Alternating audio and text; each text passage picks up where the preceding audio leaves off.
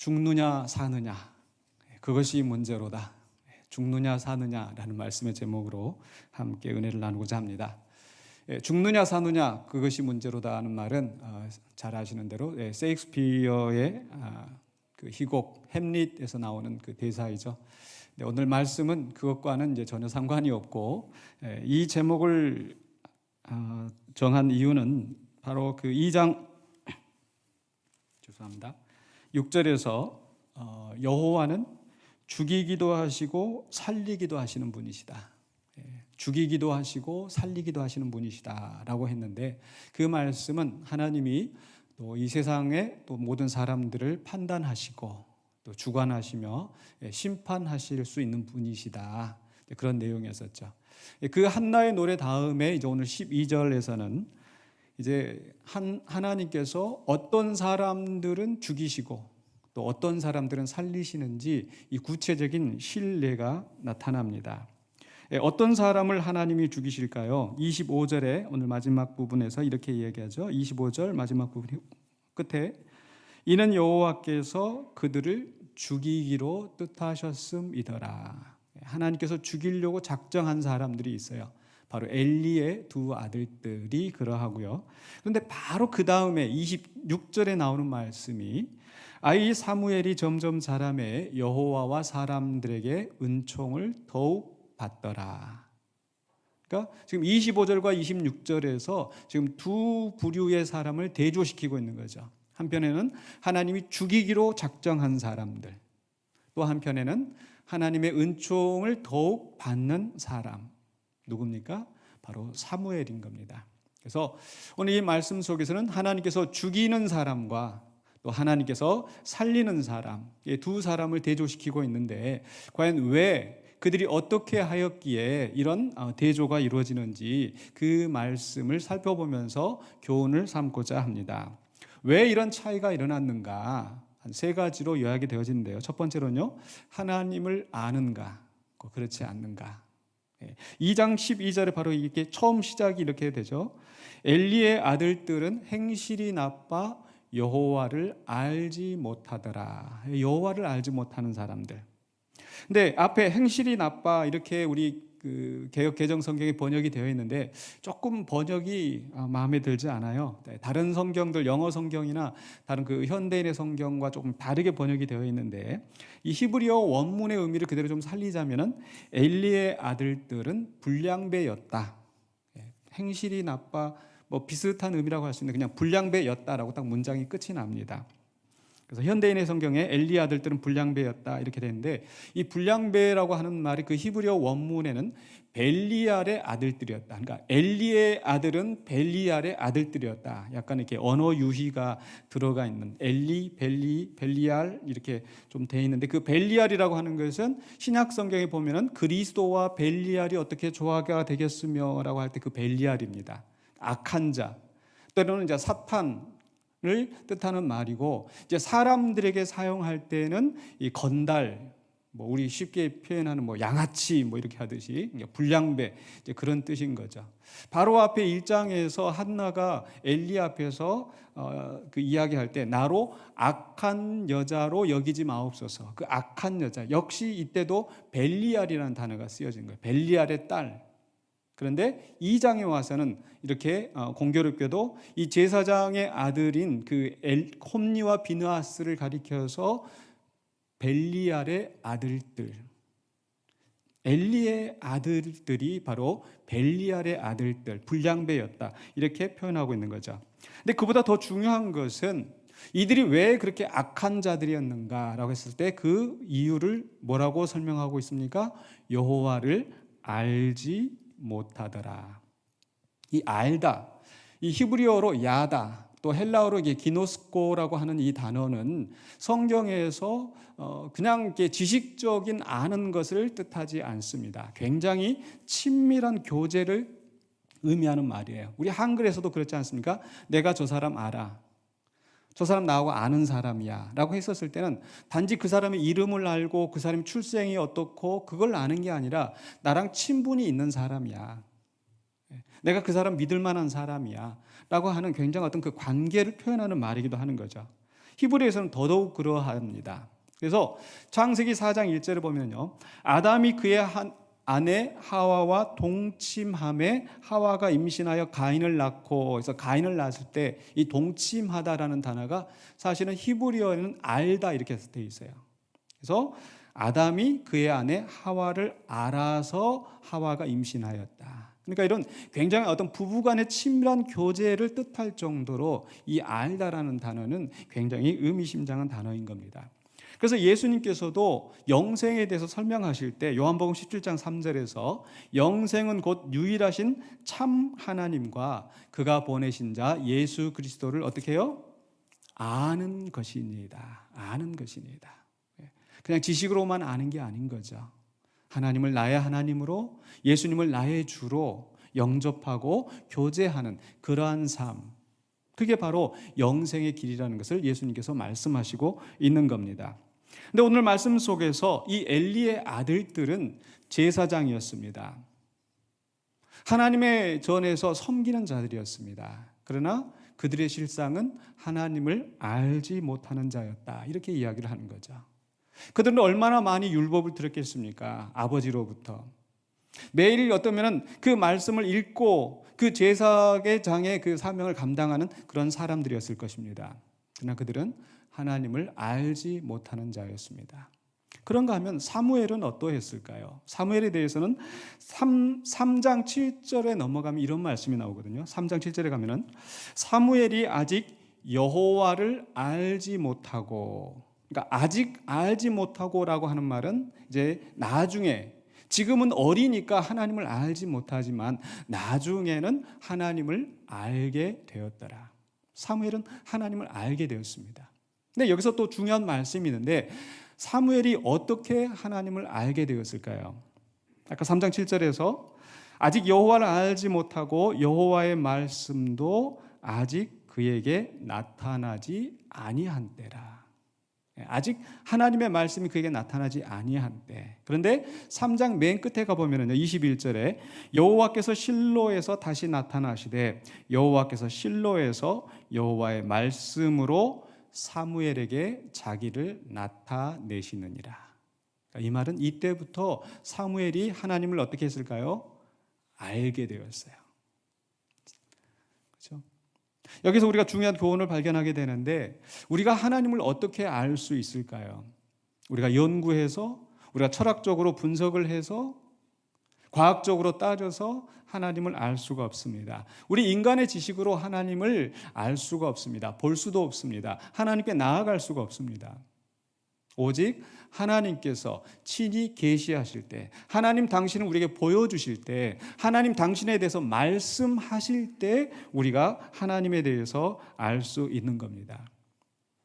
바로 그 사무엘은 하나님의 말씀을 받고 하나님을 알게 되었지만, 그러나 엘리의 아들들은 하나님의 말씀에 관심이 없었습니다.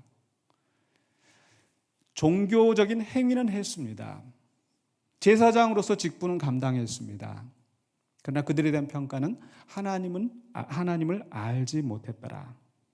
과연 우리 성도들은 어떠합니까? 내가 신앙생활한 지 20년인데 30년인데 그런 것들이 내가 하나님을 안다고 보장해주지 않습니다. 우리는 하나님의 말씀에 귀를 기울여야 합니다. 그 말씀 속에서 하나님이 어떤 분이신지, 이 말씀 속에 나타난 하나님은 어떤 분이신지 알고, 여기에 나타난 하나님의 뜻이 무엇인지를 알고 그것을 행할 때 우리는 하나님을 아는 사람이다 라고 일컬음을 받을 수 있을 것입니다. 그렇죠? 우리가 누군가를 사랑하고 존중하면 어때요? 그 사람에 대해서 알고 싶어 합니다. 그리고 그 사람이 좋아하는 것을 해주고 싶습니다.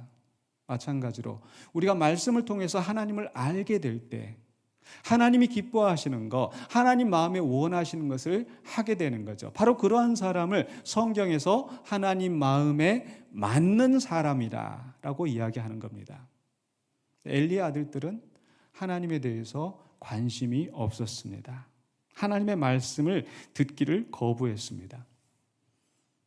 우리 성도들은 어떻게 살아야 되겠습니까? 때로 우리가 신앙생활 하면서 또 일상생활 속에서 여러 가지 크고 작은 문제들이 부딪힐 때 과연 하나님은 이 순간에 이때에 내가 어떻게 하기를 원하시는가? 말씀을 통해서 묵상하고 말씀을 따라서 행동하고 실천한 우리의 모습이 되어야 될 줄로 믿습니다. 그러기 위해서 우리는 매일의 삶 속에서 하나님의 말씀을 듣는 거, 읽는 거, 묵상하는 거 중요합니다. 왜냐하면 그것이 하나님을 아는 길이기 때문입니다.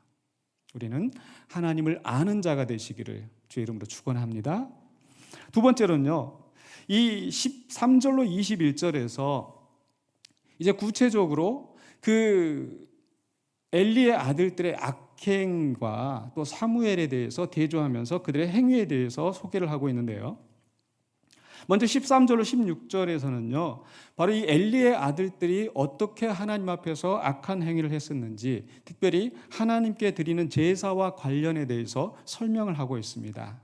먼저 13절에 두 가지 사건이 나오는데, 하나는 13절과 14절에서는요 고기를 삶고 있는데, 이제 하나님 앞에 제물을 드리기 위해서 고기를 삶고 있는데 와서 그 제사장 사원이 가가지고 쭉 해서 이제 갈고리, 3살 갈고리, 성경에 아주 구체적으로 나와 있더라고요. 그래서 갈고리로 이 솥에서 쭉 해가지고 건져 나오는 것은 제사장이 가져갔다라는 거죠. 근데 그게 왜 문제가 되는가? 이 사실 이 제물을 이제 제사장도 이렇게 먹을 수 있도록 하나님께서 허락을 하셨거든요. 하나님 앞에 바치는 제물이 있고 제사장이 먹을 몫이 있어요. 그런데 그 갈고리로 가져다가 뭐 그냥 좋은 것만 가져간 거 아니고 딱 찍어가지고 걸려 나오는 거 가져갔다. 왜 문제가 되는가?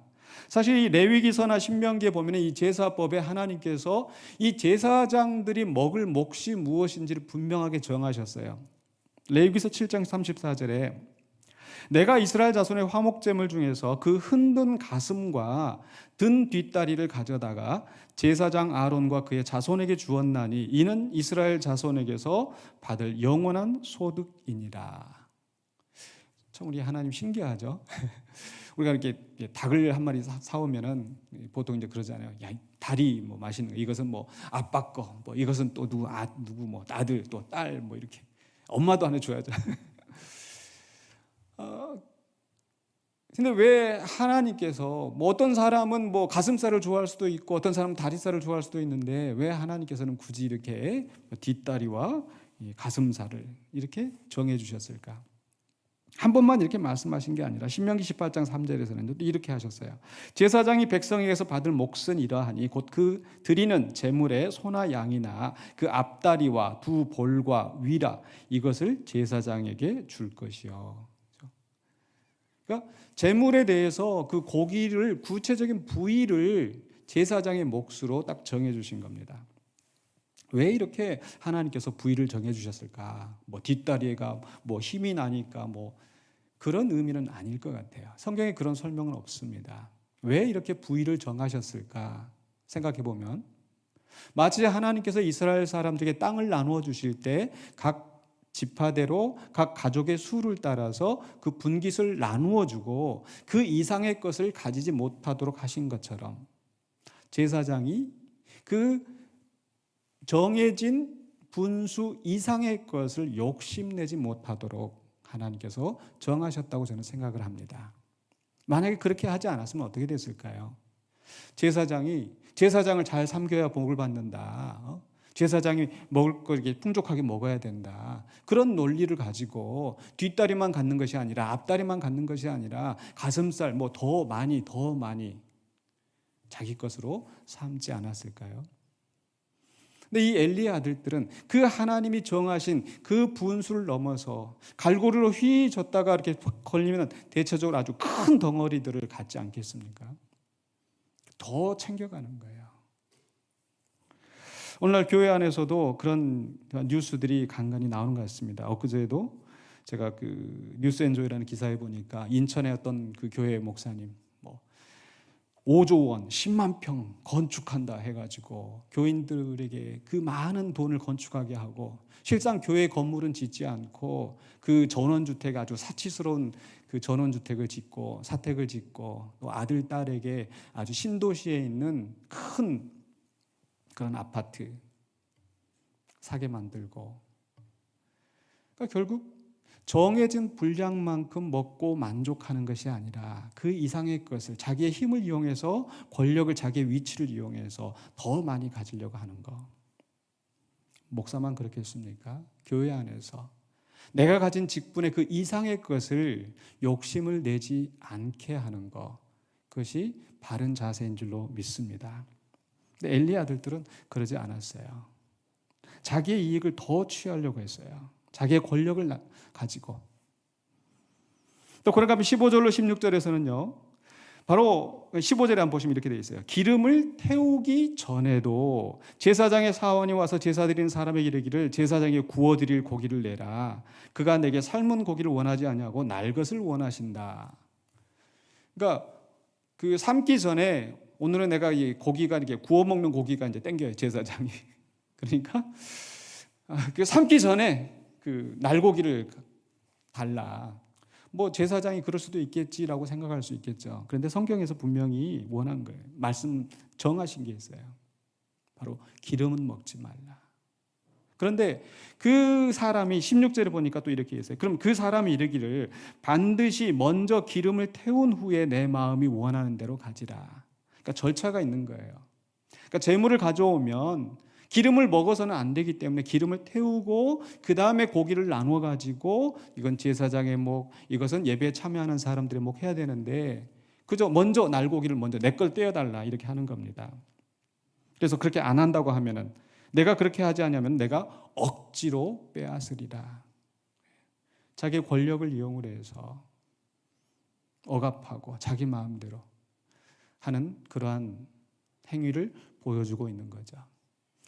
또 뉴스에 최근에 뭐 그것이 알고 싶다. 또 뭐 부산의 어떤 교회에 어떤 청교도 신앙을 한다고 하면서 청년들을 또 어린 아이들을 강압적으로 신앙이라는 명목하에 학대하고 때리고 상해를 입히고.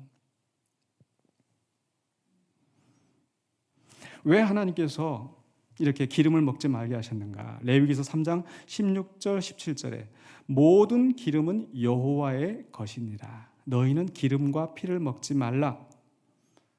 기름과 피를 먹지 말라. 왜 그렇게 말씀하셨을까? 피는 생명이다. 하나님께서 말씀하신 거예요. 바로 그 기름은 그 생명을 유지하는 근원, 힘으로 아마 여겼던 것 같습니다. 그렇기 때문에 그 피나 기름은 먹지 말라. 왜냐하면 그 생명의 주인은 누구다? 하나님이다. 그러니까 기름은 다른 방법으로 쓸지언정 먹지 말라. 7장 25절에 레위기서 7장 25절에 사람이 여호와께 화제로 드리는 제물의 기름을 먹으면 그 먹는 자는 자기 백성 중에서 끊어지리라. 분명히 말씀하셨어요. 그런데 이 제사장이 오히려 그 법을 어기고 제사를 드리는 사람은 내가 먼저 기름을 태우고 난 다음에 제사장 몫을 떼어주겠습니다. 아니야, 지금 당장 내놔. 안 그러면 내가 강압적으로 뺏을 거야. 자기 입맛대로, 자기 욕심대로, 자기 소견에 좋은 대로 자기 이익을 챙기는 사람들이었습니다. 근데 이 사람들에 대해서 성경은 이렇게 말씀하고 있죠. 2장 17절에 이 소년들의 죄가 여호와 앞에 심히 크면 그들이 여호와의 제사를 멸시함이었더라.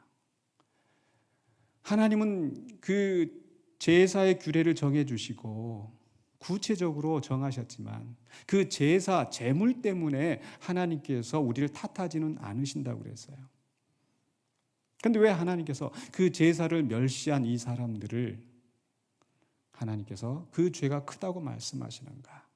그것은 제사를 멸시한 것은 곧 누구를 멸시한 거예요? 하나님을 멸시한 것이죠. 그래서 그 2장 31절의 마지막 2장 31절에 가면은요. 나를 멸시하는 자는 내가 경멸하리라.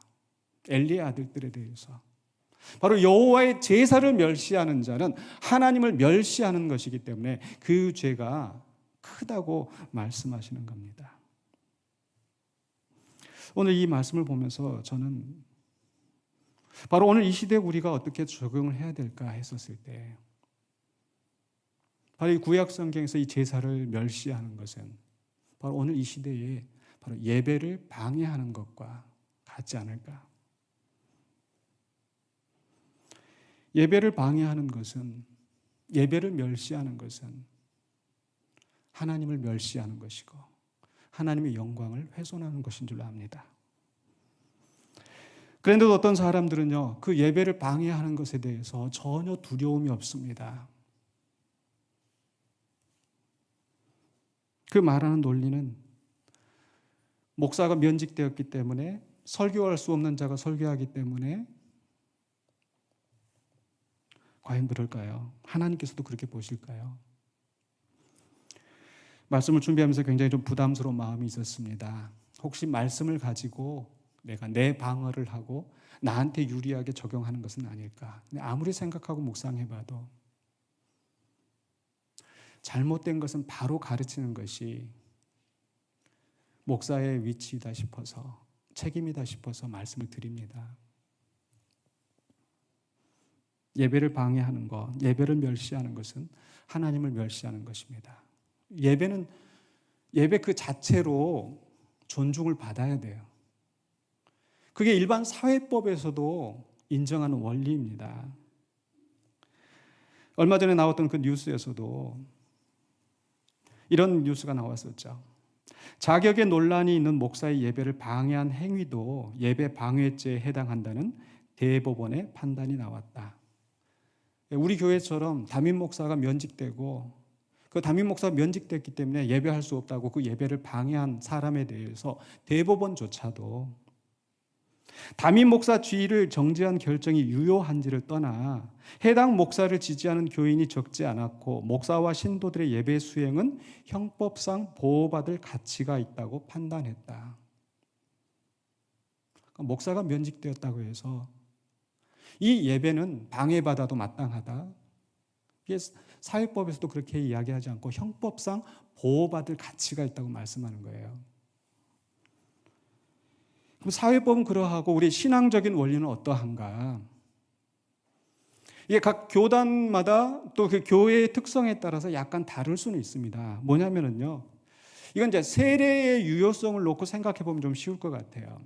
세례를 두고, 그래서 천주교에서 하는 세례 방식과 또 침례교에서 하는 세례 방식, 또 우리 개신교 또 장로교에서 하는 세례 방식이 약간 다른 게 있습니다.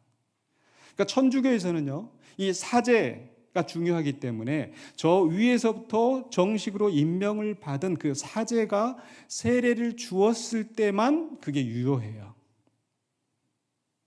침례교에서는 물 뿌리는 것은 온전한 그 세례가 아니고 물에 들어갔다 나와야 그게 진짜 세례다, 침례다, 이렇게 설명을 하는 거죠. 그러니까 천주교에서는 누가 세례를 주었느냐가 중요하고 침례교에서는 어떻게 세례를 주었느냐가 중요한 거예요. 그게 안 맞으면 이건 세례는 무효다, 이렇게 하는 거죠. 근데 장로교는 어떠한가? 장로교는요, 누가 세례를 주었는지보다 어떻게 세례를 받았는지보다 더 중요한 것은 세례 받는 사람의 신앙 고백이라는 겁니다. 내가 죄인이고 내가 예수 그리스도의 보배로운 피로 말미암아 내가 죄 사함을 얻는다라는 그런 신앙 고백을 하고 그 세례를 받는 것이 중요하다. 그러할 때 그 세례가 유효하다는 거죠. 누가 주었느냐가 아니라 어떻게 했느냐가 중요한 것이 아니라 그 사람 자신의 신앙 고백, 믿음이 중요하다는 겁니다. 이걸 예배에다 적용하면 어떨까요? 가톨릭에서는요, 저 위에서부터 임명받은 사제가 집례하는 미사만이 유효한 것을 인정하겠죠. 또 어떤 교회에서는 비대면 예배는 예배가 아니고 현장에서 함께 모여야 그게 진짜 예배다, 이렇게 말하는 사람도 있겠죠. 어떻게 하느냐를 중요하게 따지는 사람은. 그러니까 여러분은 어떤 게 더 중요하다고 생각하십니까? 내가 어떤 믿음으로, 어떤 마음으로 그 예배에 참여하느냐. 정말 이 예배가 하나님 앞에 드려지는 예배이고 내가 그 앞에 겸손하게 하나님 앞에 엎드러지는 그 믿음으로 참여하는 예배가 참된 예배인 줄 믿습니다. 비대면으로 드린 예배도 마찬가지예요. 꼭 교회 나와서 현장에서 의자에 앉아서 이것만이 참 예배이고 그렇지 않은 것은 예배가 아니다. 내가 집에서 있나 할지라도 내 마음이 정말 하나님을 향하여 있고 하나님 앞에 온전히 예배 드릴 때 그 예배를 하나님께서 받으신 줄로 믿습니다. 예수님께서도 그 병자를 치유하실 때 하셨던 말씀이 있죠. 내 믿음이 너를 구원하였다. 여러분, 우리가 믿음으로 하나님 앞에 온전히 예배할 때에 하나님께서 그 예배를 받으시고 또 그 예배하는 자들을 찾으시는 줄로 믿습니다. 그렇기 때문에 우리는 예배에 있어서 엘리의 아들들처럼 하나님의 예배를 멸시하고 무시하고 멋대로 자기 생각대로 자기 욕심대로 하나님의 예배를 방해하는 자가 아니라 하나님을 존중하고 섬기는 자가 되기를 원합니다. 바로 그러한 예를 사무엘이 보여주고 있는 거예요. 엘리의 아들들은 제사장이면서도 직분을 가진 자들이면서도 제사를 멸시하였지만 사무엘은 지금 아직 어린 아이였었죠. 근데 사무엘에 대해서 성경 뭐라고 이야기를 합니까?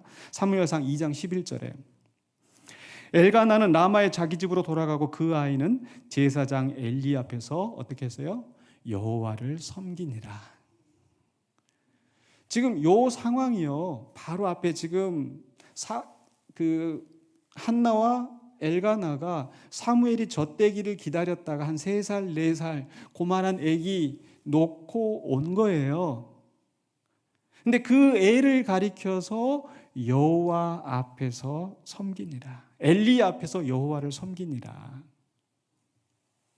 2장 18절에서도 아까 17절까지 해서 제사를 멸시하였다라 엘리의 아들들에 대해서 이렇게 이야기했다가 바로 그 다음에 18절에 사무엘은 어렸을 때에 세마포 에봇을 입고 여호와 앞에서 섬겼더라.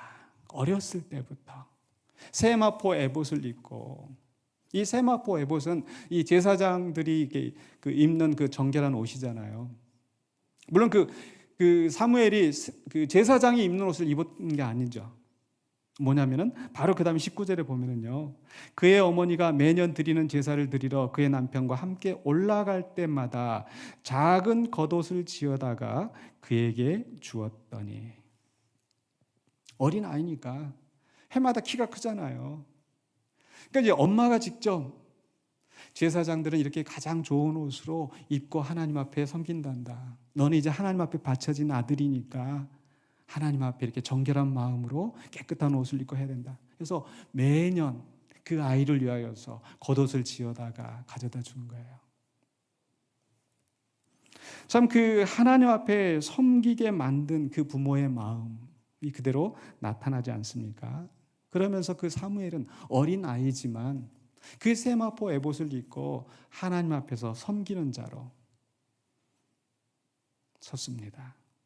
그래서 이제 21절에 보면은요, 여호와께서 한나를 돌보시사 그로 하여금 임신하여 세 아들과 두 딸을 낳게 하셨고 아이 사무엘은 여호와 앞에서 자라니라. 어떤 자로 자랐을까요? 하나님을 섬기는 자로. 젖되고 난 후부터 하나님 앞에 받쳐져서 그 키가 자라고 지혜가 자라면서 하나님을 더욱 섬기는 자로 자라난 겁니다. 바로 이 말씀은, 여호와 앞에서 자랐더라, 이 말씀은 하나님 앞에 인정을 받은 겁니다. 다음 세대를 준비하는 자로서. 근데 사무엘이, 그 어린 사무엘이 그 고작 할 수 있는 일이 뭐였겠어요? 하나님 앞에 섬긴다고 성경은 이야기하고 있지만 기껏 하는 일이 엘리가 야 가서 좀 물 좀 떠와라, 야 가서 좀 마당 좀 쓸어라, 그전 아주 그냥 허드렛 일을 했을 거란 말이죠. 그가 뭐 제사장처럼 그렇게 엄청난 일을 한 게 아니잖아요. 엘리의 아들들은 제사장들이면서 제사를 멸시하였지만 사무엘은 어린 아이였는데 그저 그 성전에서 허드렛 일을 하면서 하나님을 섬기는 자로 인정을 받았습니다. 오늘 우리 이 말씀을 생각하면서 우리는 과연 예배에서 내가 어떻게 참여하고 있는지, 직분은 받았는데, 목사인데, 장로인데, 한때는 장로였는데, 권사인데, 예배를 멸시하고 방해하면서 하나님을 무시하고 있지는 않는지. 그러나 아무 직분도 없지만, 보잘것없지만은 그저 묵묵히 교회 안에서 내게 맡겨진 일 감당하며 사람들이 보지 않더라도 그 예배를 준비하고 헌신하며 봉사하는 그 섬기는 자를 하나님께서 찾으시고 마음에 맞는 자로 세우시는 줄로 믿습니다. 세 번째로는요, 과연 사람들에게는 그럼 어떤 존재인가? 22절로 26절에서는요, 하나님 앞에서 섬기는 자, 하나님을 무시하는 자, 그것만이 문제가 아니라 과연 사람들에게는 어떤 존재였던가?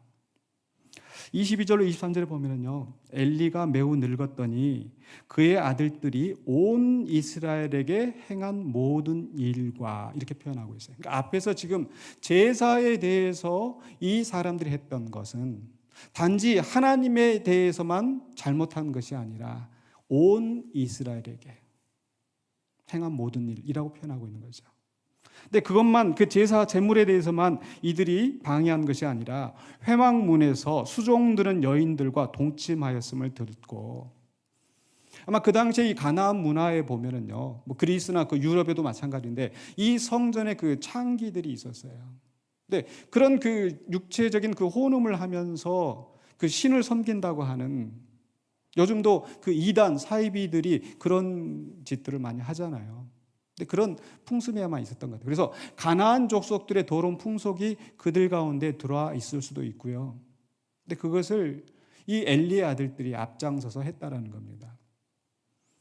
어쩌면은 그 경제적으로 불우한 처지에 있는 과부들이 성전에 와서 봉사하면서 허드렛 일을 하면서 그 음식을 받아먹는 그런 생활을 했을지도 모르겠어요. 근데 그러한 처지에 있는 사람들을 악용을 해서 자기의 육체적인 욕심을 채우는 거예요. 거기에 대해서 엘리가 이야기합니다. 너희가 어찌하여 이런 일을 하느냐? 내가 너희의 악행을 이 모든 백성에게서 듣노라. 사람들이 수근수근합니다. 고통당하기 때문에 제사를 드리러 가는데 온전한 제사를 드릴 수가 없습니다. 제사를 방해합니다. 예배를 방해합니다. 사람들을 핍박합니다. 자기들 말 안 듣는다고 겁을 줍니다. 사람들에게 모든 악한 일을 하는 겁니다. 근데 그러면서 24절에는요, 엘리가 이렇게 얘기하는 거예요. 내 아들들아 그리하지 말라. 내게 들리는 소문이 좋지 아니하니라. 너희가 여호와의 백성으로 범죄하게 하는도다.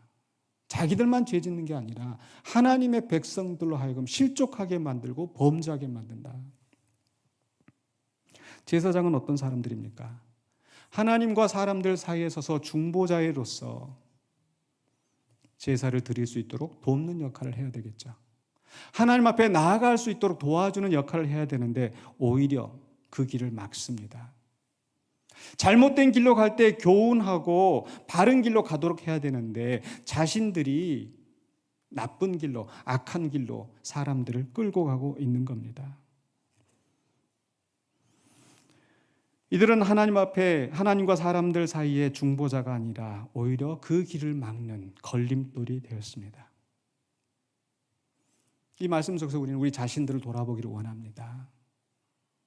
과연 나는 걸림돌이 되고 있지는 않는지, 내가 이 교회에서 신앙생활한 지 몇 년인데 내 직분이 뭔데 라고 하면서 오히려 믿음에 약한 사람들이 믿음을 떠나도록 내가 내 감정대로, 내 생각대로, 내 욕심대로 그런 말들을 뱉어내면서 다른 사람들이 하나님 앞에 오는 길을 차단하고 있는 걸림돌이 되고 있는 건 아닌지, 똑같은 돌인데 사람들을 넘어지게 하는 걸림돌이 될 수도 있고 아니면 누군가에게는 디딤돌이 될 수 있지 않겠습니까? 넘어가게 하는 징검다리가 될 수 있지 않겠습니까? 근데 그런 징검다리가 되고 디딤돌이 되어야 되는데, 그러나 다른 사람들이 우리 걸림돌이 된다면 하나님께 사람들로 하여금 범죄하게 만드는 그런 역할이 되어서는 안 되겠습니다. 25절에서도 엘리가 이렇게 이야기합니다. 사람이 사람에게 범죄하면 하나님이 심판하시려니와 만일 사람이 여호와께 범죄하면 누가 그를 위하여 간구하겠느냐. 저는 이 말씀 24절과 25절을 연결시켜 봤을 때 하나님의 백성으로 범죄하게 만드는 것, 사람에게 악한 일을 하는 것, 이것은 곧 하나님께 범죄하는 것이다. 이렇게 이해가 되어집니다. 보통 우리는 이렇게 생각을 합니다. 신앙생활은 하나님과 나와의 관계이다. 맞는 말입니다. 그러나 그게 끝이 아니잖아요. 결국은 수평적인 관계, 하나님을 사랑하는 것뿐만 아니라 이웃을 사랑을 하는 것, 이웃에게 악을 행하는 것은 곧 하나님께 범죄하는 것이다. 그래서 성경은 사랑은 율법의 완성이다. 다른 사람에게 선을 베푸는 것이 바로 올바른 신앙인의 모습인 것을 이야기하는 겁니다. 그렇다면 반대로 다른 사람들에게 악을 행하고 다른 사람들에게 원망 들을 만한 일을 하고 과연 그러한 사람이 하나님 앞에 바로 선 신앙인이라 할 수 있는가? 엘리의 아들들이 그러했습니다. 그들은 하나님의 제사를 멸시할 뿐만 아니라 사람들에게 악을 행하면서 그 사람들을 범죄하게 만들고 실족하게 만들고 그리고 하나님 앞에 용서받을 수 없는 그런 사람들이 된 겁니다. 그 사람들에 대한 모든 나쁜 일들이 엘리의 귀에 들어갈 정도로 사람들의 원성을 샀어요. 사무엘은 어떠했습니까?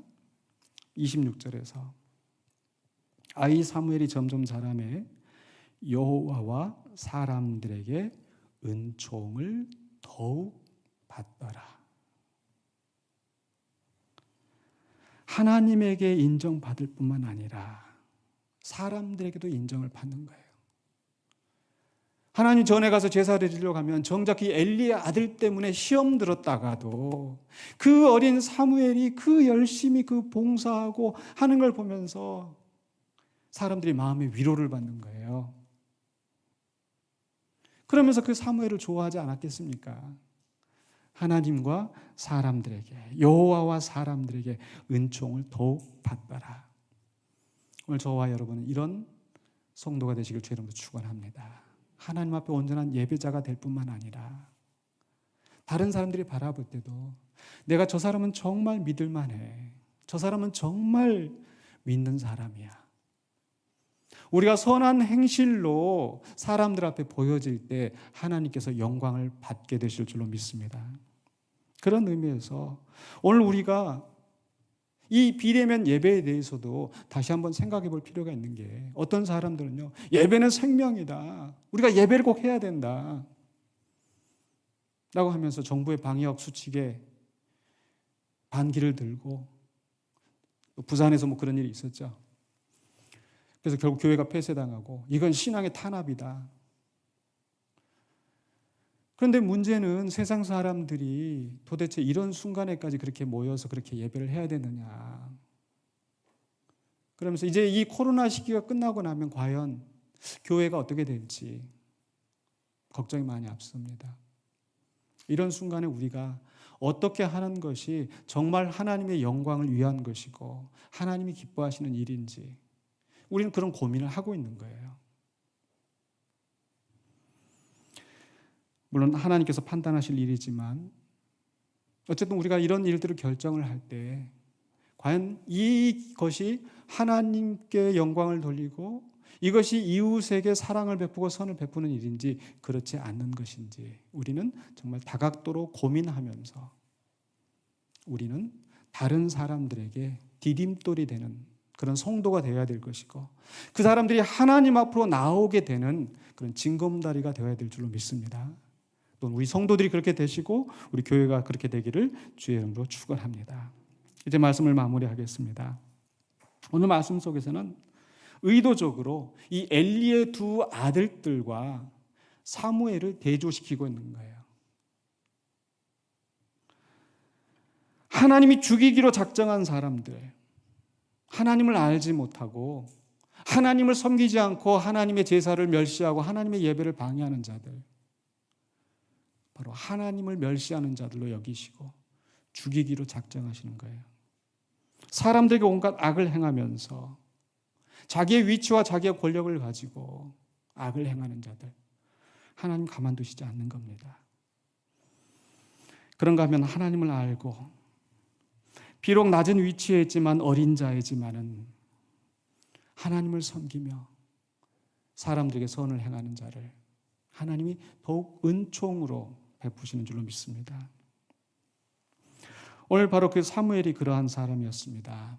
이 사무엘은요, 이 나중에 보면 이제 바로 다윗의 예표가 되는 겁니다.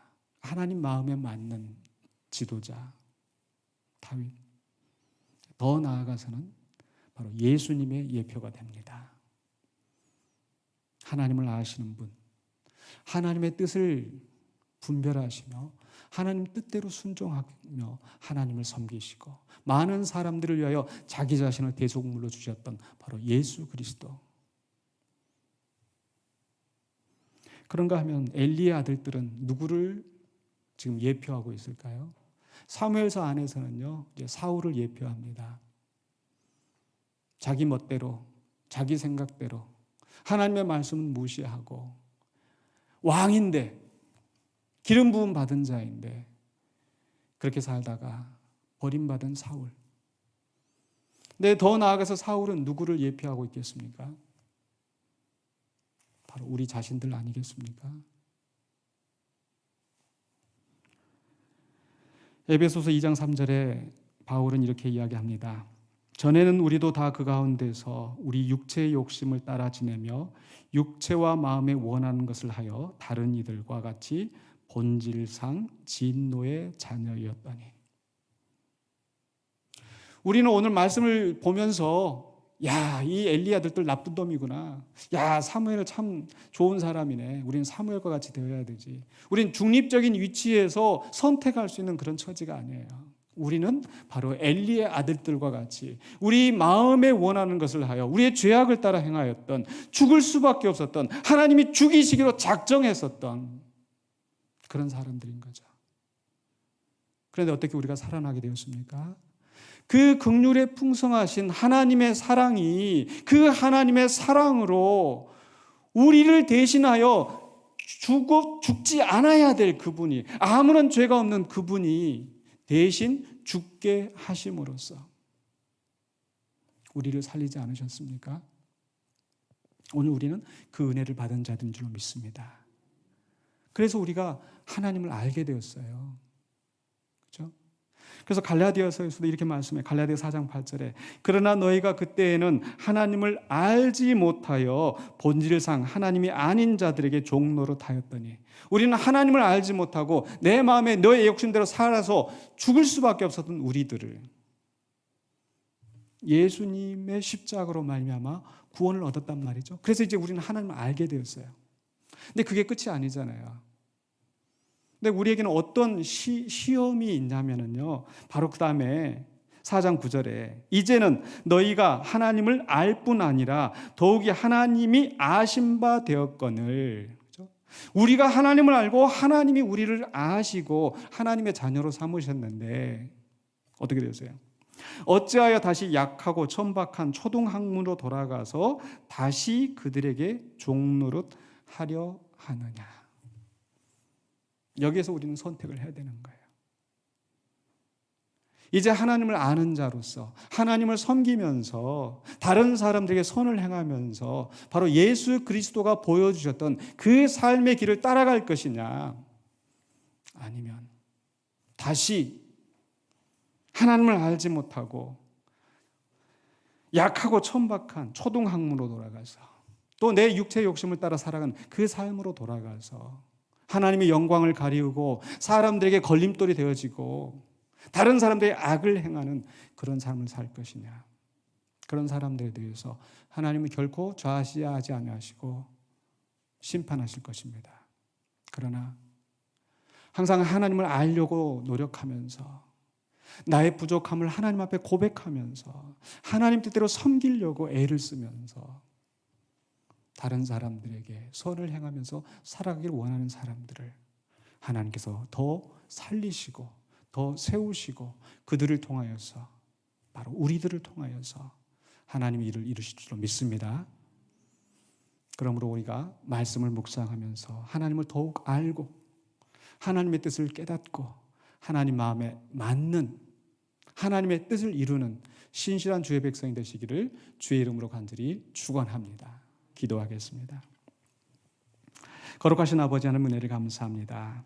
오늘 우리에게 보여주신 두 삶의 길을 우리가 생각합니다. 우리가 죽을 수밖에 없는 죄인이었으나 우리를 대신하여 예수 그리스도 아무 흠이 없는 하나님의 아들을 죽이시고 우리를 살리고 우리의 생명을 구원하신 하나님의 은혜를 다시 한번 생각합니다. 오늘 그 은혜를 따라서 이제 우리는 예수님을 따라 사는 삶을 살게 하여 주시옵소서. 우리가 과거에 죄악된 모습으로 돌아가지 않게 하여 주시고 온전히 주의 말씀을 따라서 하나님을 알고 하나님 뜻을 깨닫고 하나님 마음에 맞게 하나님을 섬기며 이웃을 사랑하며 하나님의 뜻을 행하는 우리 온 성도와 군산영광교회가 되게 하여 주시옵소서. 예수 그리스도 이름으로 기도하옵나이다. 아멘.